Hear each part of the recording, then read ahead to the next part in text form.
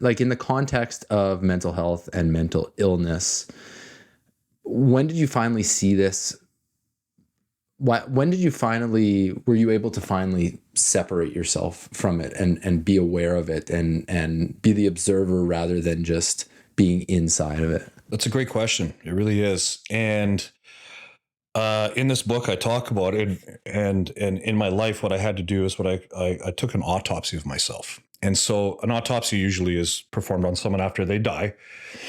And what they do is they open them up and they try to understand what sickness or illness or disease or what was the cause of the thing. So, you know, I didn't die, but so I just kind of took that idea and so I performed this mental autopsy where I opened everything up on myself. And what I really learned to do through trial and error was I would write everything down, everything. Like just I didn't care if it sounded stupid. I didn't care if it was profound and poetic. Whatever came in here, I just started writing it down.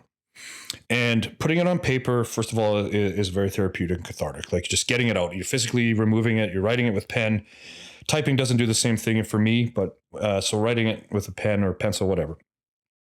And so I started to really look at these things and I started to look at the connections between a lot of them. So I'd write out, like, for an example, I'd write out a list of fears.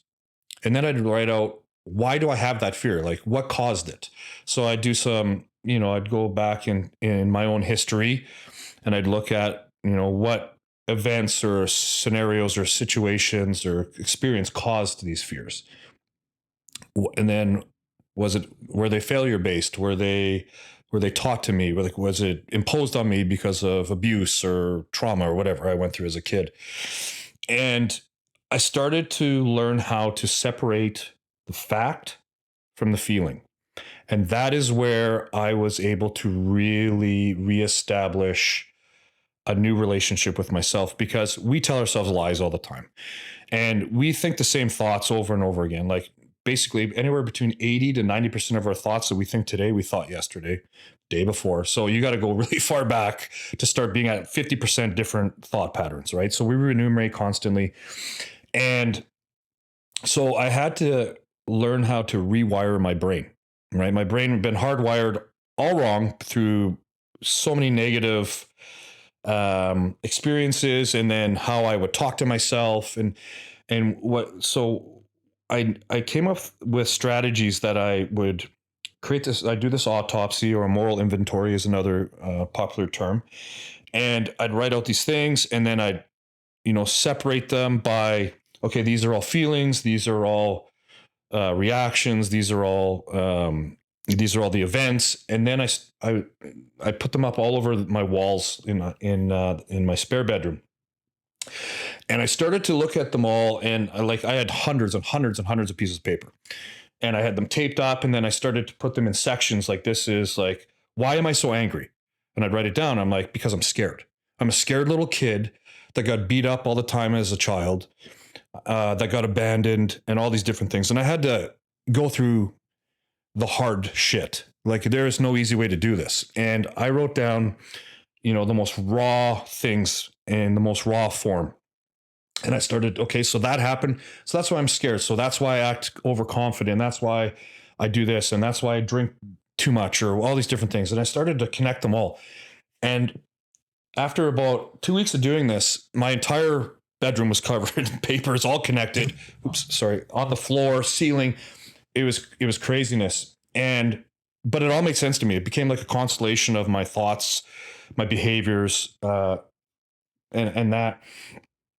And what it did is it showed me my own universe. And by universe, I mean YOU, like the universe, right?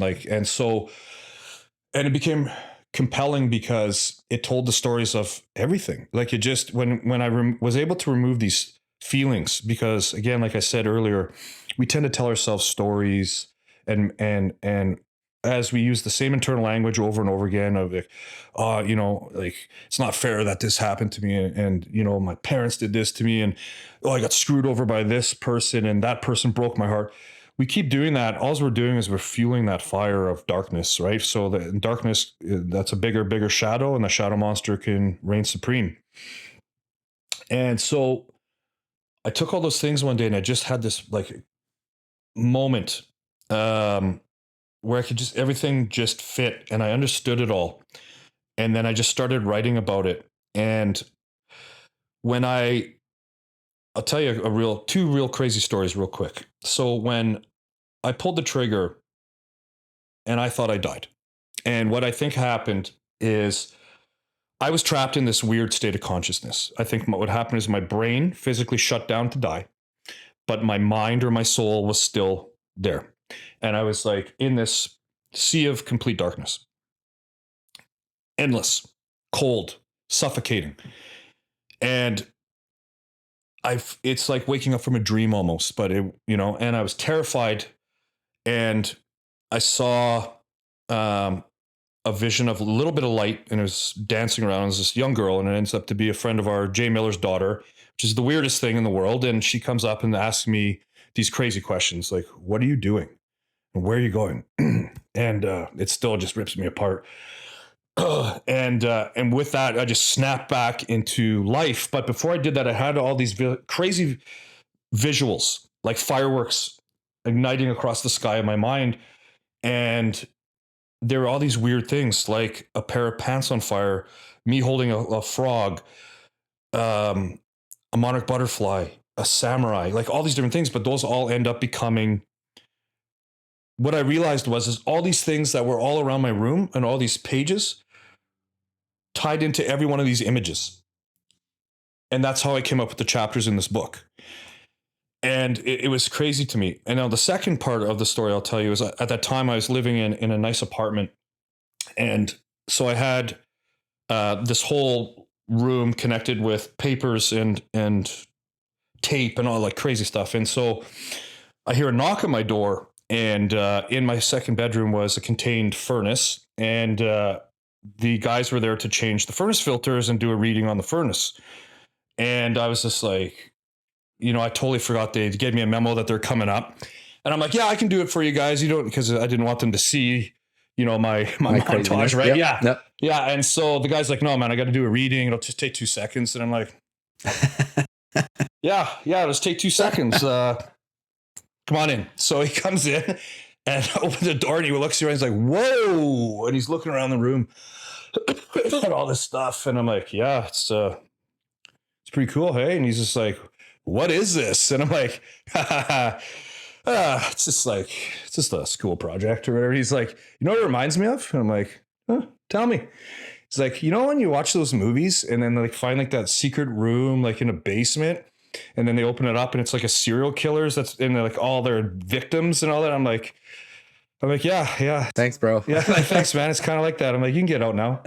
Yeah. Yeah. So, and then he's like, can I take a picture of it? And I'm like, no. Get the fuck out. Yeah. But anyways, just to lighten the mood a little bit. But so that was the biggest thing. And so with that, I started to carry out the practice of, I needed to change my internal language because I talked awfully to myself. I would talk if I was talking to you and you told me, Jay, I'm going through some crazy stuff, man. Like, this is happening, I would support you and talk to you in the best way I could. And I would say all these things, but to myself, I would do the polar opposite, the complete antithesis. I would just rip myself apart. I'm like, you're a piece of shit. All you do is hurt people. You're no good. All you do is screw things up. You're a failure, all these things, and beat myself up horribly. So I needed to change that. That's one of the biggest things. And that's one of the biggest things I'll share with anybody all the time is when I started to, once I took away those feelings from all and looked at the facts, I was then able to go and look at, okay, well, I started doubting myself because, I never thought I was tough enough or big enough for my dad. Because my dad was a big powerlifter, bodybuilder guy, biker, all the things that I ended up growing up into. But, I never was good enough for him. And I had to realize that. And that wasn't me. That was my dad. And I'm not saying anything bad about my dad because he later accepted me, but my dad was just set in a certain way. And that's how it is. But, and then so I started to learn how to, not punish myself for all these things anymore and learn how to talk to myself like I was my own friend. I started a relationship with myself. And so, but to do that, you have to be blatantly hardcore honest with yourself. And you have to write down all the worst things. I wrote down on a piece of paper, would I want to be my friend? And I wrote down all the reasons why I wouldn't want to be. And I wrote down all the reasons why I would want to be. And in the beginning, it was 3 pages of why I wouldn't want to be versus half a page of why I would be. 6 months later, complete opposite. Because what I started to do was write down 2 positives for every negative about myself, about other people, about like that annoying person at work that when you ask them, hey, how you doing today? And they're just like, well, and then go on a monologue for 15 minutes and you're just like, I'm never going to get that time back. Right. I would be like, okay, I don't really like them, but they are good at this and they have nice shoes, whatever it was. Like even just 2 simple positives, and then learning that, but to do that to yourself is really important. And so that was basically like how I went from being an observer in my life and being a victim to becoming the victor of it and creating. So when we're in a victim mindset, we're constantly we're in the momentum of other things that are doing it for us. When we are in the victor state, when we are doing that, we are creating our own momentum. And that's the biggest thing. So what I had to do was find that way, because my whole life I had just been always like waiting for someone to come save me, waiting for something to get better, waiting for that better job to land in my, never doing anything to make it better for myself. And then when it didn't work out, I always complained and bitched and blamed other people. It was never me. How could it be me? I mean, what if, and then so when I was able to change that mindset, and by mindset, I mean, set my mind. It's a fun buzzword that everybody uses, but truly to set your mind into, a completely different way of seeing things changes everything, right? So it starts with your internal language, your internal dialogue. It starts with being honest with yourself. And then it comes down to learning how to see things differently, taking yourself out of it, taking your ego out and going like, it's not always about me. And when you can do that, you become able to believe. And when you can believe in things, and including yourself, it all changes.